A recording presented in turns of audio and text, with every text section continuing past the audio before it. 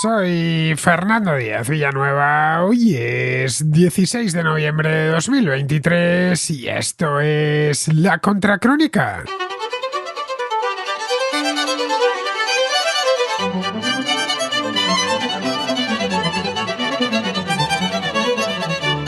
Un año llevaban sin reunirse los dos hombres más poderosos del mundo, Joe Biden y Xi Jinping, exactamente desde la cumbre del G20 que se celebró en Bali en noviembre de 2022.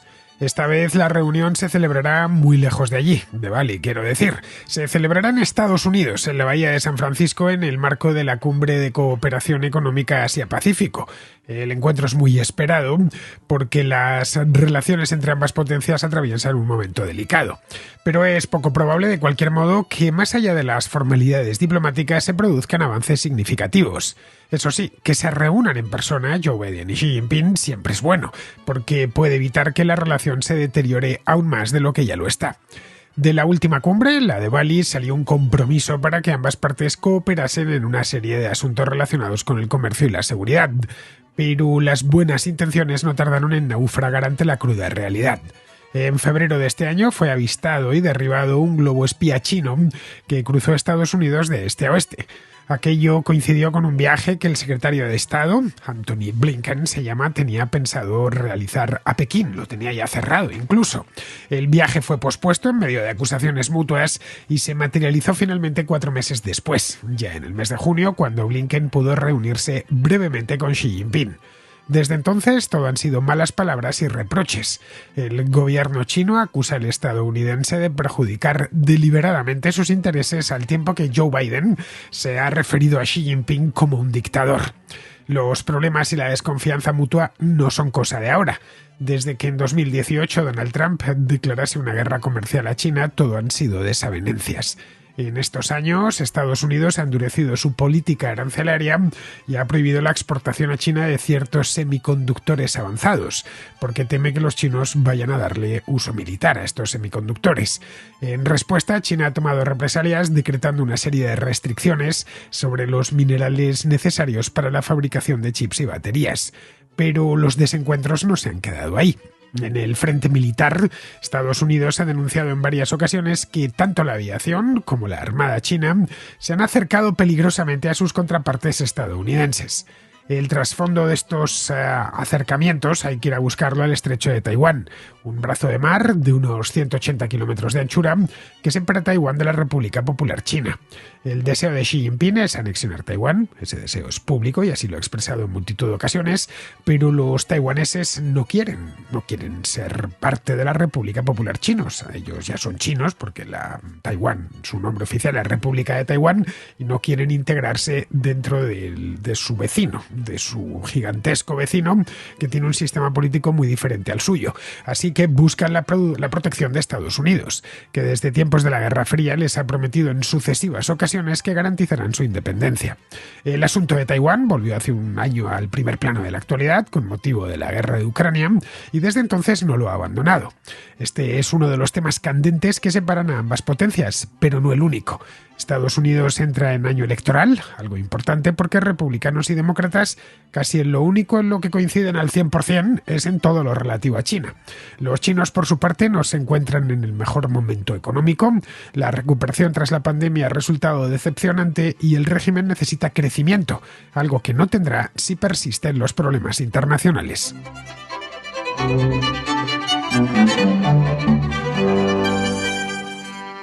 Joe Biden y Xi Jinping se reunieron ayer en San Francisco.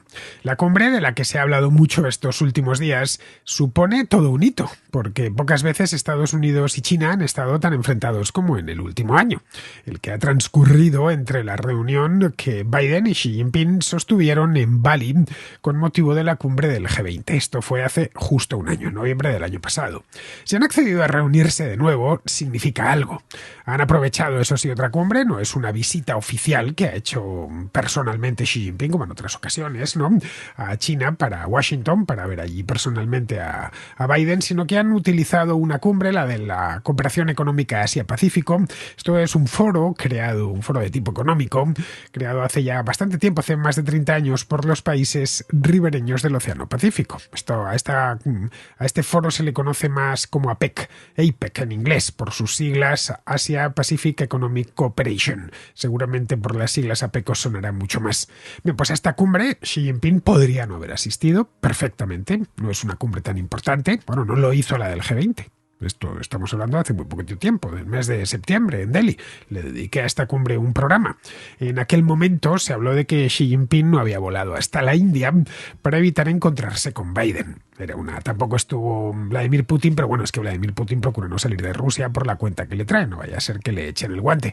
En el caso de Xi Jinping no tiene nada que temer, no, el Tribunal Penal Internacional no está persiguiéndole, pero el hecho es que no se presentó en Delhi a pesar de que no le pillaba muy lejos y que la cumbre del G20 se dan cita un montón de líderes, y a Xi Jinping le encantan las cumbres internacionales. A la de los BRICS, por ejemplo, sí que fue, pero claro, en esa no estaba Estados Unidos. Bien, se habló de eso. No lo sabemos, dijo que no podía porque tenía la agenda repleta.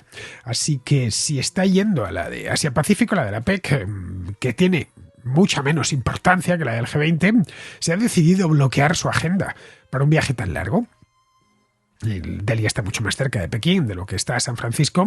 No sé cuánto es, porque nunca he hecho ese vuelo, pero deben de ser cruzar el Océano Pacífico 12, 13 horas de vuelo, quizá 14, no lo sé, por cada trayecto. Es decir, ir y volver solo de avión le va a costar 24 horas. Eso para un presidente pues es anular muchas cosas. Si lo ha hecho es porque lo que busca es precisamente eso. Busca encontrarse con Biden, que ejerce, como es natural, de anfitrión en lo de la cumbre de la APEC que tiene lugar en su país. De modo que la reunión de ayer es una señal de que ambos países quieren cambiar algunas cosas. No es algo nuevo, las cosas no están bien y es bueno que haya voluntad de cambiarlas, claro, de mejorarlas por lo menos.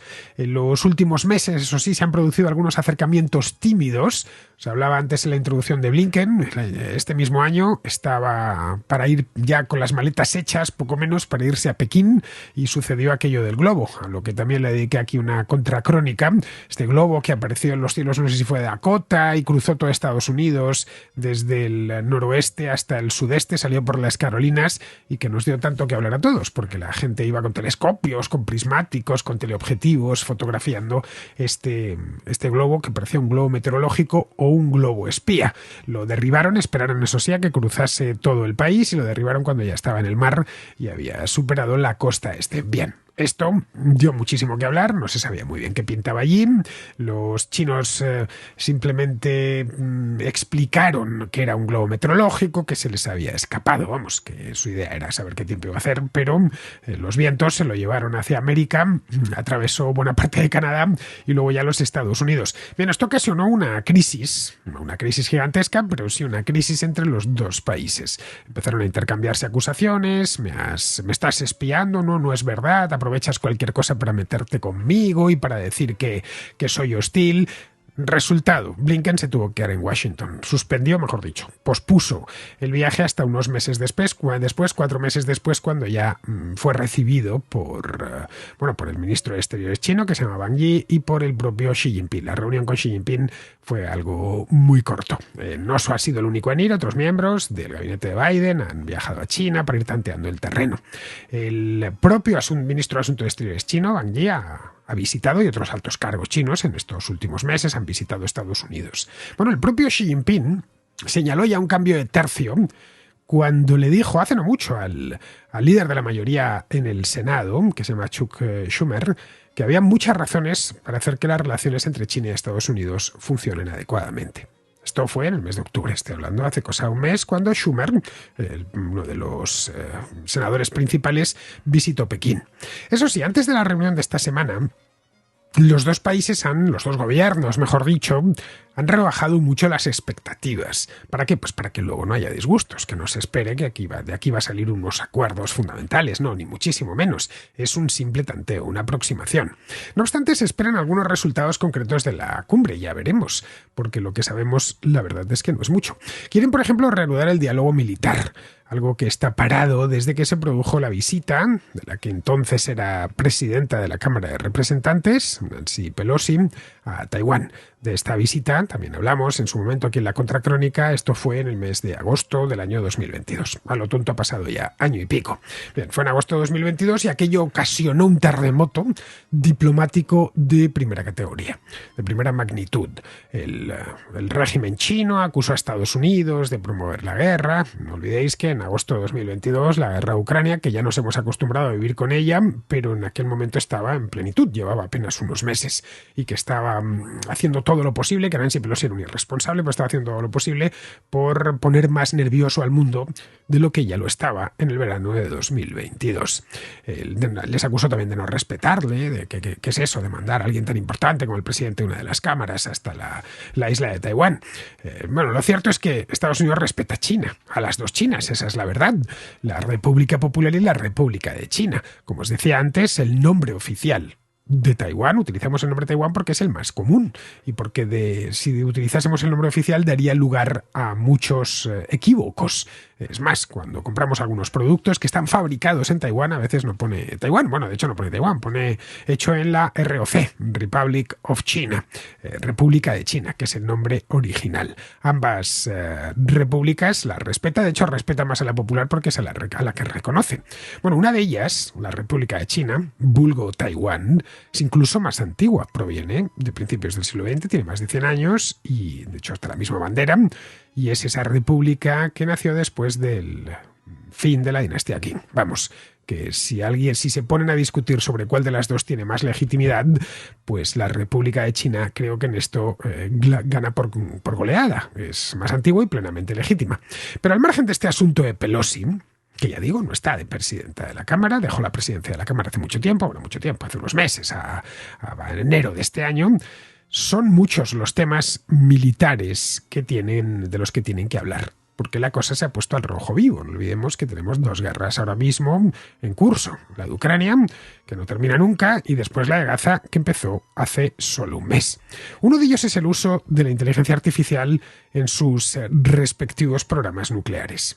Es decir, la prohibición que que acuerden prohibir mutuamente emplear inteligencia artificial en la gestión de estos programas para evitar que se produzca una guerra nuclear, porque la inteligencia artificial, el artefacto en sí, se ha equivocado. Como es lógico, y habida cuenta del secretismo que envuelve a todo lo relativo a los programas nucleares, pues se harán promesas mutuas y luego hará lo que les venga en gana. Estamos hablando de armas, que esto es un capítulo aparte.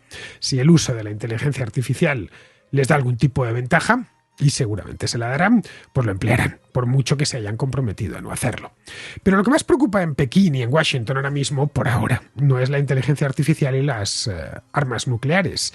Lo que más preocupa, es decir, que las cosas están mal entre China y Estados Unidos, eso no se le escapa a nadie, pero no tan mal como para que se amenacen con tirarse la bomba nuclear. Vamos, Xi Jinping es un líder muy diferente a Vladimir Putin. Su temperamento no es colérico, como el de Putin. No es dado a las amenazas militares gratuitas. No sé ni cuántas veces Putin ya ha amenazado con recurrir movilizado sus regimientos nucleares desde que empezó la guerra en Ucrania. Tampoco le hace falta, esa es la verdad. Es más de actuar que de amenazar. Bien, lo que preocupa en Pekín ahora mismo no es esto de la inteligencia artificial y las bombas nucleares, sino un tema del que hemos hablado varias veces aquí en la Contracrónica, y es la desaceleración económica que se ha producido en China, que se está produciendo en China a lo largo del último año. Os lo contaba el mes pasado aquí, le dediqué un programa solo a esto, pero vamos, fue un programa más de muchos que he hecho sobre los problemas económicos que arrastra la economía china, especialmente los relacionados con todo el sector inmobiliario. El gobierno chino había depositado muchísimas esperanzas en la recuperación pospandémica. Recordemos cómo de en serio se lo tomó el gobierno chino con lo de la pandemia, mantuvo el país cerrado durante 3 años y con todo tipo de restricciones, y pensó que abriendo, levantando la mano, definitivamente todo iría sobre raíles. Bien, esas esperanzas no se han traducido en un crecimiento vigoroso, que es lo que esperaban. Más bien todo lo contrario. En definitiva, que la economía china está pasando por una mala racha. Eso lo sabe cualquiera que esté medianamente informado. Una mala racha para estándares chinos. A ver si me entienden. Que no es lo mismo que una mala racha, qué sé yo, para estándares venezolanos o estándares argentinos. No se puede hablar de crisis, pero sí de enfriamiento y de expectativas a la baja. El desempleo juvenil, como os comentaba aquí el mes pasado en China, es anormalmente alto, está por encima del 21%, y el mercado inmobiliario, esto no es una novedad, atraviesa en China una crisis bastante dura.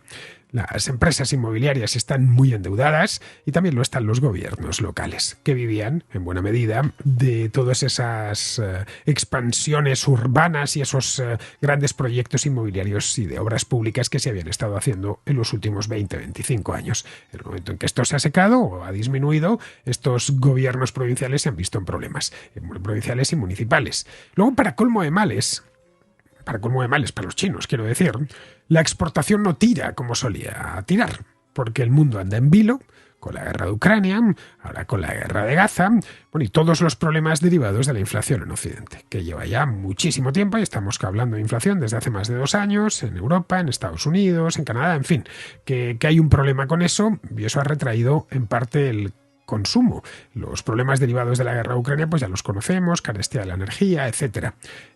Occidente no deja de ser el principal cliente de las empresas manufactureras chinas, las orientadas a la exportación. Si las ventas bajan un poquito, esas empresas chinas son las primeras en notarlo.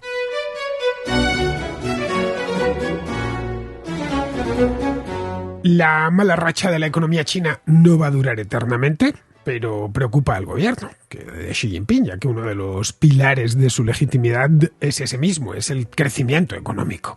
En eso mismo, el crecimiento económico, en el que haya trabajo y que mejore el nivel de vida de los chinos, es uno de los argumentos, por no hablar del argumento estrella, que utiliza constantemente el Partido Comunista para recordar a los chinos que su papel es fundamental y que el régimen funciona. Que es cierto que pueden pensar que quizás son corruptos, incluso algún chino que sea de convicciones democráticas, que por qué no tienen una democracia como la que tienen en Taiwán, por ejemplo, sin ir más lejos, que también son chinos, pero que gracias a eso pues pueden tener una casa, pueden comprarse un automóvil, pueden enviar a su hijo a estudiar, en fin, que el régimen, el partido les permite ascender en la escala social, que el partido promete y cumple. Si hay desempleo, o si esos mismos chinos, a hitos de propaganda, ven que su nivel de vida no mejora, o incluso empeora, podría haber problemas en el futuro. Y eso mismo es lo que Xi Jinping quiere evitar a cualquier coste. Para ello tendrán que resolver los problemas con el sector inmobiliario. Aquí volvemos al origen de todos los problemas de China, de la economía china, por lo menos. Pero claro, eso cuesta dinero, porque la deuda de este sector es elevadísima. Para purgar toda esa deuda, nada mejor que inversiones extranjeras, claro. Eso en China y en cualquier lugar del mundo. Bien, pues esas inversiones han descendido notablemente. En el último trimestre, la inversión extranjera directa en China ha sido negativa por primera vez en los últimos 25 años. Es decir, que nos tendríamos que retrotraer hasta finales de la década de los 90. Fijaos, hay que irse lejos. Bien, esa es la razón por la que, antes de reunirse con Biden, Xi Jinping ha querido ver personalmente a los principales empresarios de California. California es uno de los principales estados de Estados Unidos, desde luego el que tiene el PIB más grande, y más concretamente a los empresarios de la industria tecnológica, que está muy concentrada en la bahía de San Francisco. Vamos, que le ha venido muy bien que esta reunión de la PEC fuese en San Francisco, porque allí tenía la oportunidad de ver a toda esta gente. La reunión se sustanció en una cena organizada por el Consejo Empresarial, un Consejo Empresarial que hay una suerte de Cámara de Comercio llamada Consejo Empresarial Estados Unidos-China, en la que, según he podido enterarme, se han llegado a pagar $2.000 por cubierto. Es decir, que no llegabas allí y pagabas. Esto es una cosa muy común en los Estados Unidos, muy habitual. No llegas allí y pagas tu cena. No, pagas tu cena y mucho más, porque es un privilegio poder estar ahí, porque hay mucha más gente que quiere asistir de que mesas, que cubiertos, ¿no? Bien, junto a eso, otra cosa que trae de cabeza a las empresas chinas son los aranceles de la época de Trump y las restricciones de importación de una serie de componentes electrónicos. Eso les trae de cabeza desde hace unos años, porque antes era una pista libre, una barra libre. Podían vender lo que les diese la gana en Estados Unidos, podían importar de Estados Unidos también lo que les viniese en gana. Había además un montón de empresas y empresarios estadounidenses invirtiendo en China, abriendo fábricas, abriendo sucursales, tratando de colocar allí sus productos, vamos, la chimérica famosa de hace 15 años. Bien, todo eso no es que haya desaparecido, pero el ambiente es muy, pero que muy diferente. Los aranceles, pues lo que han conseguido, lo primero y lo que buscaba precisamente el gobierno cuando los aprobó, era encarecer muchos productos chinos en el mercado estadounidense. Y si son más caros, pues tienen menos posibilidades de ser adquiridos, como es normal. Las segundas, estas restricciones sobre ciertos productos, la importación de ciertos productos, han creado un cuello de botella en la industria china de alta tecnología, que es muy intensiva en el uso de este tipo de componentes.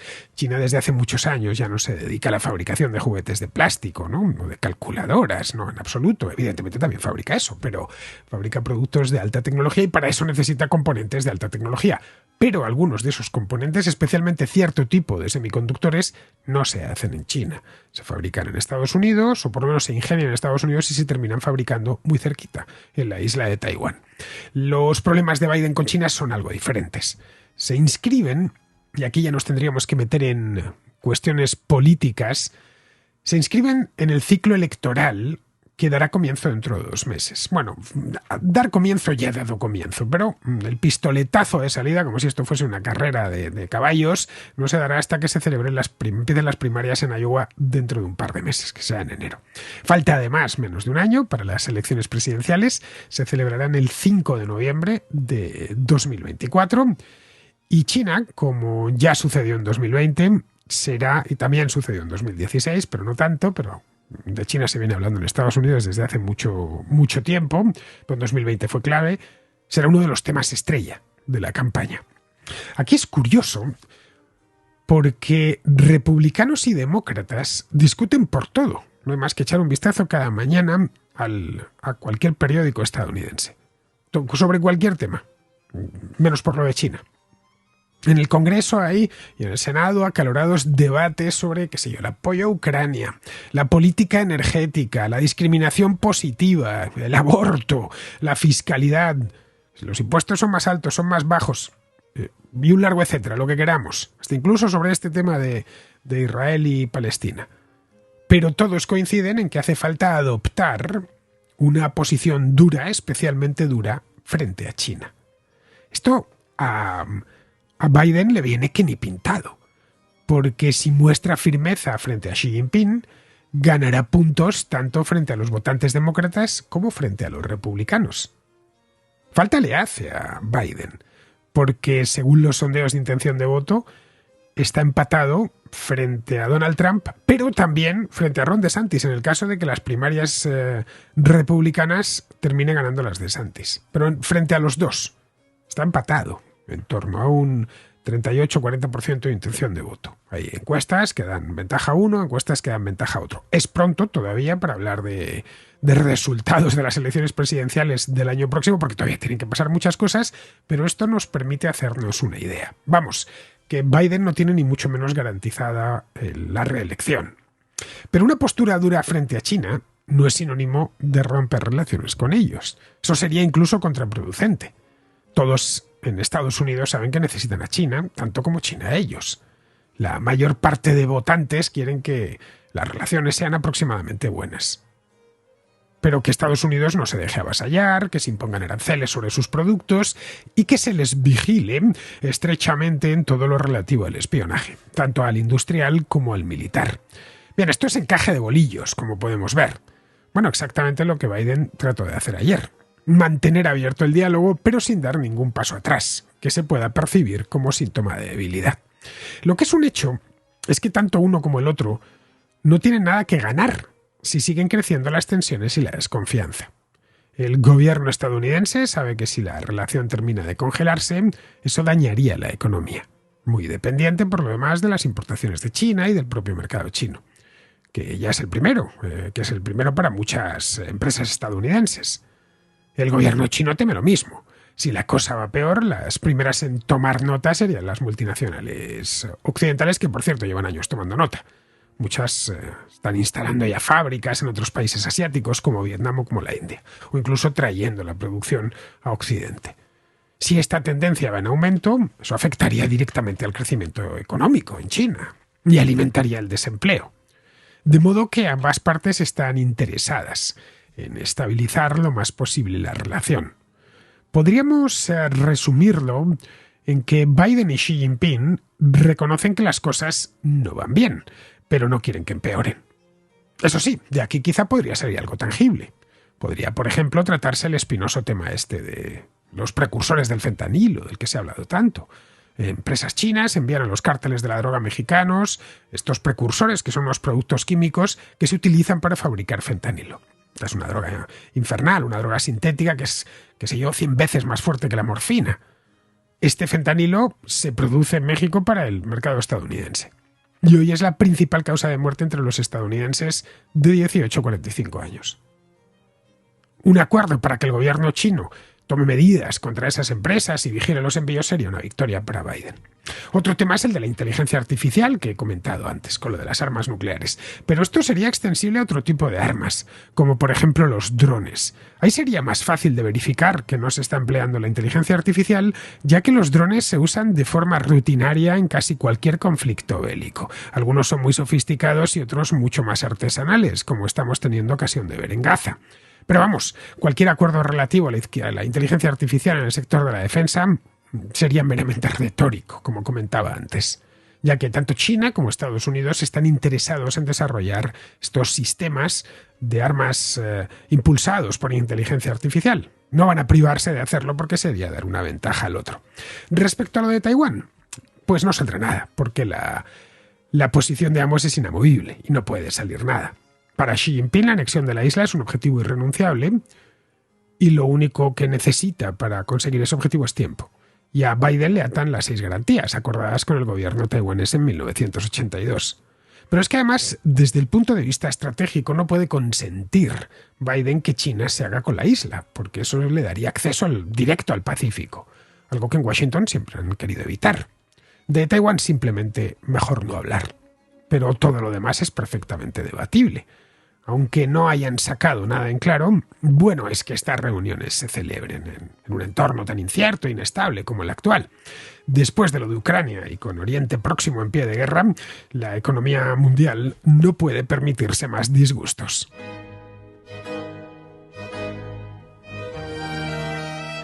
Vamos con la contrarréplica. Empezamos con Pablo, que nos habla del tema que más preocupa en España ahora, el de la amnistía y la investidura de Sánchez. Estimado Fernando, saludos a ti y a los contraescuchas, aparte de felicitarte como siempre tanto por tu programa como por la excelente comunidad que tienes. Evidentemente esto no es una suerte, es fruto de tu trabajo y nada, confiando que sigas así. Pero quería mandarte una reflexión sobre lo que está sucediendo con todo el tema de la amnistía. Yo, en mi opinión, el problema no es la amnistía en sí, ni tampoco todas las cesiones al independentismo.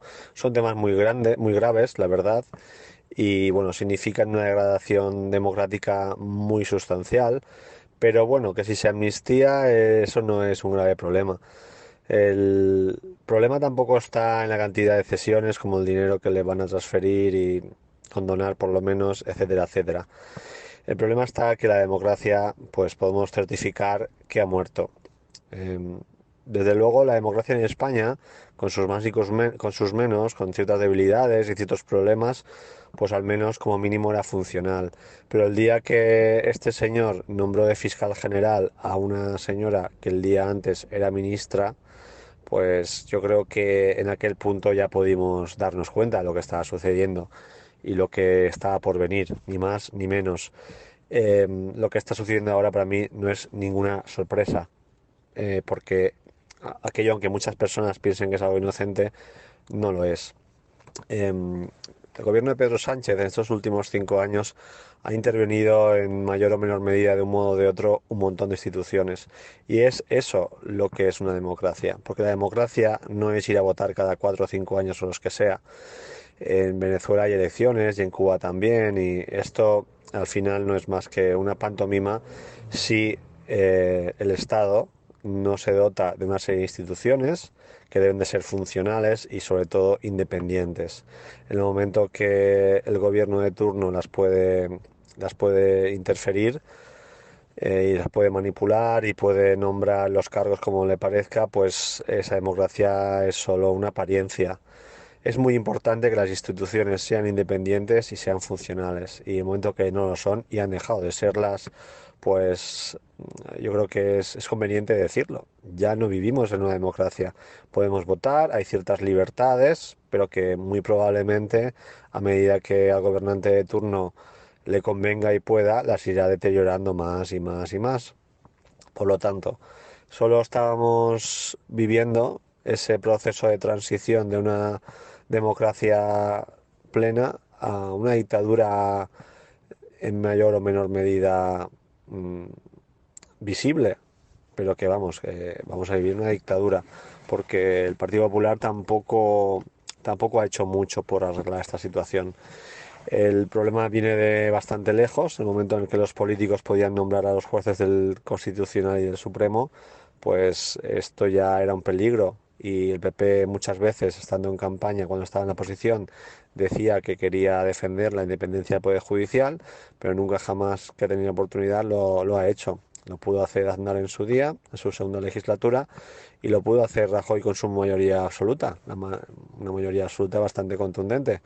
Pero no, eso no les interesaba. Cuando están en el poder, usan esta degradación, o sea, no lo solucionan. Y yo creo que a día de hoy podemos entender que hay una cantidad de personas, una masa crítica muy sustancial, que no entiende realmente qué es la democracia y que acepta lo que le dice su partido, el partido de turno. Y nada, hay que aceptarlo. Puede ser que a regañadientes, podemos intentar pelearlo y tratar de hacer ver a las personas que no se trata de ideologías, que me parece muy bien que haya gente de izquierdas, de derechas, un poco más radicales de un lado o de otro, gente más sensata, más central, pero que lo importante es que las instituciones funcionen, que el político no pueda hacer lo que le parezca, que no pueda, eso es muy importante. Y los motivos, pues bueno, la gente no los conoce, pero debería estudiar al respecto, porque lo importante de una democracia liberal es eso, que un político bueno tal vez no pueda hacer todo el bien que le parezca, pero sobre todo que uno malo no pueda hacer todo el mal que quiere, porque compensa. Nos explican desde repúblicas bananeras que ahí está el problema. Un país puede tener tres presidentes muy buenos que hagan mucho bien y uno malo que haga mucho mal, y no compensa. Es mejor entender la virtud aristotélica del que está en el término medio y dotar al Estado de unas instituciones para que esto sea así. Y nada, como te he dicho, creo que en España eso ha muerto. Independientemente de cómo le salga esta jugada a Pedro Sánchez, el daño ya está hecho y sinceramente creo que no tiene solución. Efectivamente, Pablo, una democracia es mucho más que ir a votar cada 4 años. Consiste en una serie de elementos que, combinados, conforman lo que conocemos como un país libre. En ese país libre las elecciones se celebran puntualmente y son limpias, por supuesto, pero el ganador de las elecciones está sometido a infinidad de contrapesos que son independientes y autónomos. Y en España el pecado original data de los años 70 y 80. Es decir, cuando se diseñó el sistema, vamos. El primero de los pecados fue apostar por un sistema parlamentario nucleado en torno a los partidos, de modo que si un partido conseguía la mayoría absoluta, el poder legislativo desaparecía por completo, ya que en las cámaras impera la más feroz disciplina de voto. Los diputados no le deben su condición a los votantes, sino a un tipo dentro del partido que les ha colocado en una lista. Esa es su primera lealtad y luego ya vienen los votantes y eso. Este error de partida generó una representatividad muy baja. Pero bueno, si la cosa se hubiese quedado ahí ni tan mal. En otros países adolecen del mismo problema y la cosa no va a mayores. Pero aquí es que esto ha ido empeorando con el tiempo. En los 80, un gobierno del PSOE decidió que el gobierno de los jueces, el Consejo General del Poder Judicial, iba a ser nombrado en su totalidad por el Poder Legislativo. El Consejo General del Poder Judicial tiene 20 miembros, vocales se llaman, más un presidente. Se escogen estos miembros entre juristas y jueces. La Constitución establecía que de esos miembros, 8, los juristas concretamente, serían elegidos por el Congreso y el Senado. La elección de los 12 restantes, que los jueces, pues quedó pendiente de una ley que llegó en el año 1985, unos años después, y que adjudicaba también al Congreso y al Senado su elección. Esto cimentó la politización de la justicia en su cúpula, y nadie desde entonces, y ojo, han pasado casi 40 años, ha hecho nada para reformar esa funesta ley del 85. Todo lo contrario, tanto a unos como a otros les gustaba el sistema, porque les permitía intercambiar cromos y poner el Poder Judicial a su antojo. Otra de las instituciones degradadas es el Tribunal Constitucional, que por su naturaleza es un tribunal político, pero es que además de eso es un tribunal politizado. Tiene 12 miembros y casi todos ellos los eligen el Legislativo y el Ejecutivo. 4 los nombra el Congreso, 4 el Senado, 2 el Gobierno y luego otros 2 el Consejo General del Poder Judicial, que a su vez ha sido elegido por las Cortes. Luego, todos vienen de manera directa o indirecta de los otros 2 poderes. De nuevo estamos en las mismas, a poco que haya mala fe. Y en los políticos siempre hay que presumir mala fe. Se puede convertir este tribunal en un correveidile del Gobierno, que es lo que está pasando ahora. Con la Fiscalía General del Estado pasa algo similar. La Constitución española establece que el fiscal general lo nombra el Gobierno, después de recibir un informe del Consejo General del Poder Judicial, creo que es. Pero vamos, que queda para quien él puede ignorar el informe, ¿eh? Puede elegir a quien quiera, con unos requisitos muy básicos. Pero luego a la vez insiste la Constitución en que ese fiscal es independiente. Pero a ver, ¿cómo va a ser independiente si le ha puesto ahí el Gobierno? De nuevo, desconfianza. Hay que desconfiar del político siempre. Y ahí tenemos los resultados. El cargo se convirtió rápidamente en una especie de comisariado del Gobierno de turno. Yo llevo toda la vida oyendo hablar del tema, desde tiempos de Felipe González, vamos. Cuando había un tipo, recuerdo, esto fue a principios de los 90, llamado Eligio Hernández, que era más felipista que el propio Felipe González. Hernández había sido antes gobernador civil de Tenerife y delegado del Gobierno en Canarias. El Supremo tuvo que dictaminar que su nombramiento no se había ajustado a la ley. Luego, tras dejar el cargo, se convirtió en diputado autonómico del PSOE en Canarias. Es decir, que el bochorno que tuvimos con Dolores Delgado, que pasó de ser diputada del PSOE al Ministerio de Justicia y de ahí a la Fiscalía General del Estado, ya lo habíamos visto en una especie de versión reducida en los años 90 con el caso de Eligio Hernández. Bien, estos tipos que han tenido un pie en la judicatura y otro en la política le han hecho muchísimo daño a la democracia en España. Los jueces no deberían pasar a la política y los políticos no deberían pasar a la judicatura. Y si lo hacen, por la circunstancia que sea, deberían esforzarse en que su militancia política no se aprecie en su papel de jueces. Pero claro, sobre eso no puedes legislar. No puedes poner en una ley que los jueces pueden, pero no deben pasar a la política. O lo prohíbes o lo permites. Y si lo permites, ya sabes lo que puede pasar. En fin, Pablo, que como bien dices, la cosa viene de muy lejos. Sánchez lo único que ha hecho es acelerar el proceso y aprovecharse de todos los defectos del sistema en su beneficio. Bien, vamos ahora con Jesús, que quiere responder a Pedro, que ayer nos hablaba del pancastellanismo. Buenos días, Fernando. Ante todo, felicidades por tu programa. Y quería contestar lanzar otro punto de vista a raíz de este contraescucho que hablaba del pancastellanismo. La verdad me parece una idea bastante absurda, no creo que exista.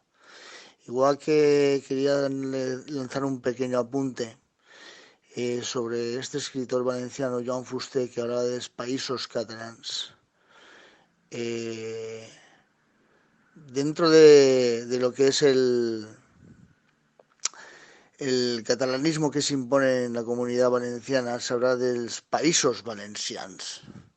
No existen los països valencians. Existe la Comunidad Valenciana o el Reino de Valencia, o Antiguo Reino de Valencia. Eso es un eufemismo creado de que los països catalans llegan desde Andorra o Occitania hasta Murcia, o quieren abarcar todo el Mediterráneo.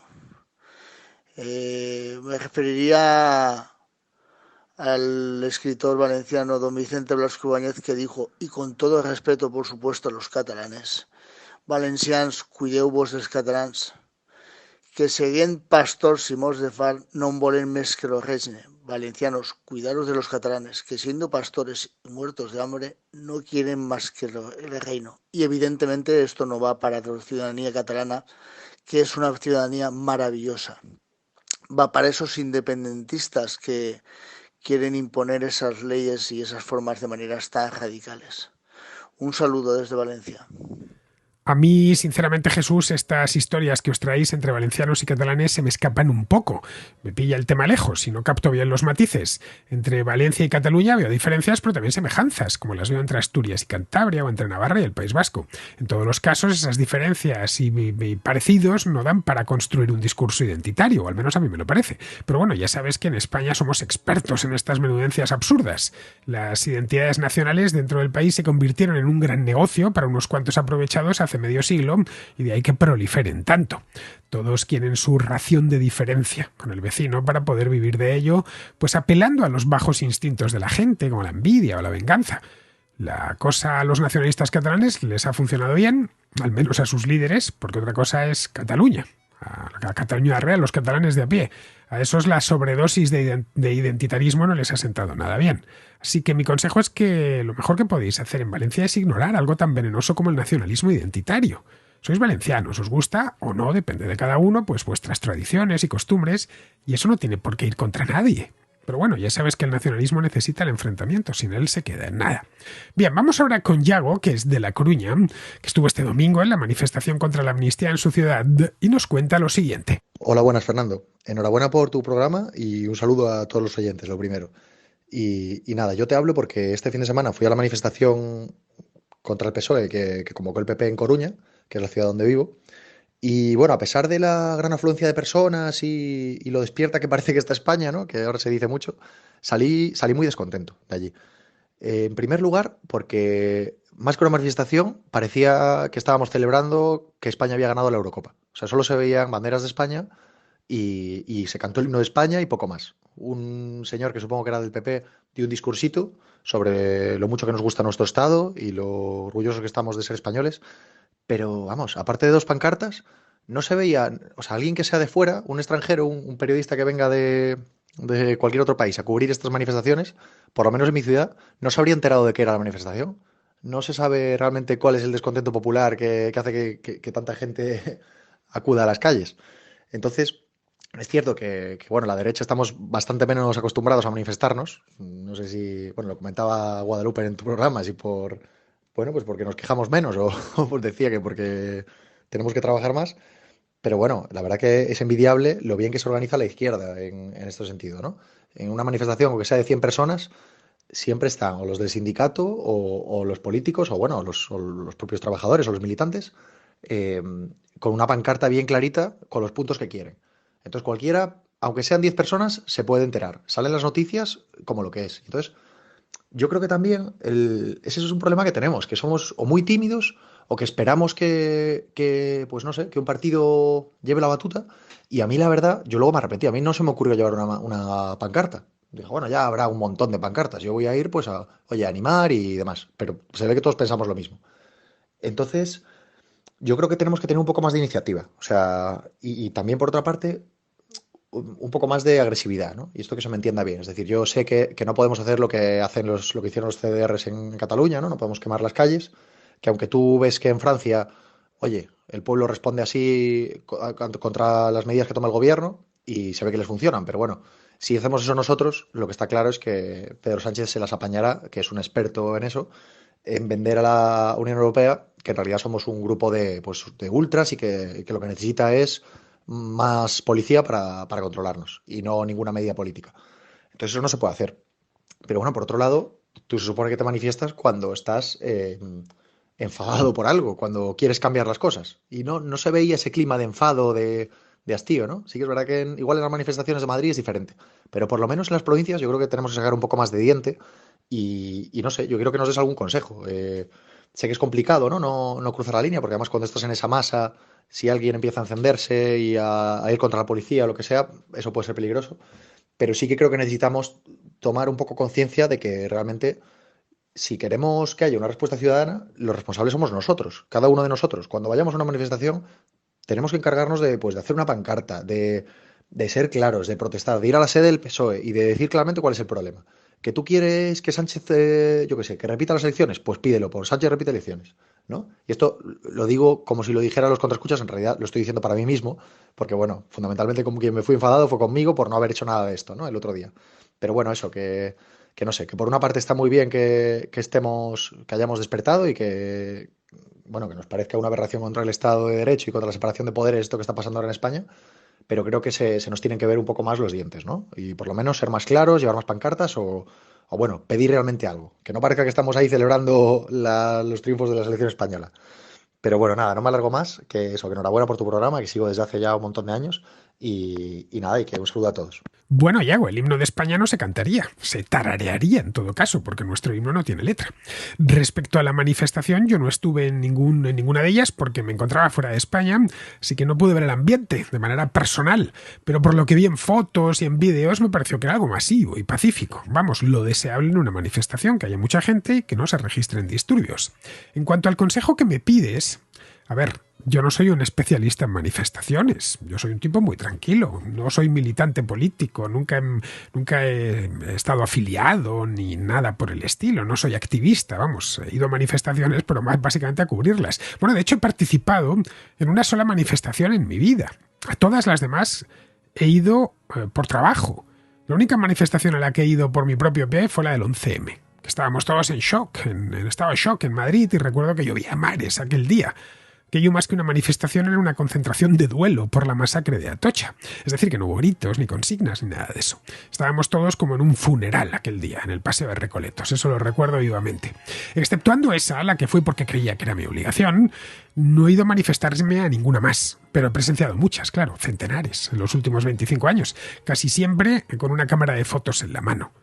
Por lo que he podido ver, para que una manifestación sea efectiva, primero tiene que ser numerosa. Bueno, esto es una perogrullada, pero es que es verdad. Es decir, tiene que parecer que tiene que ser suficientes para que la población perciba que el problema es real, porque hay mucha gente en la calle. El segundo elemento importante es que sea continuo, que no se quede en una manifestación y ya, por muy numerosa que sea. Una manifestación aislada se olvida muy pronto. La actualidad la entierra y a las 2 semanas nadie la recuerda, por mucha gente que fuese. Y luego tiene que ser algo continuo y regular, además, es decir, que más o menos haya cierta... como lo de la guerra, el no a la guerra, que fue continuo durante meses.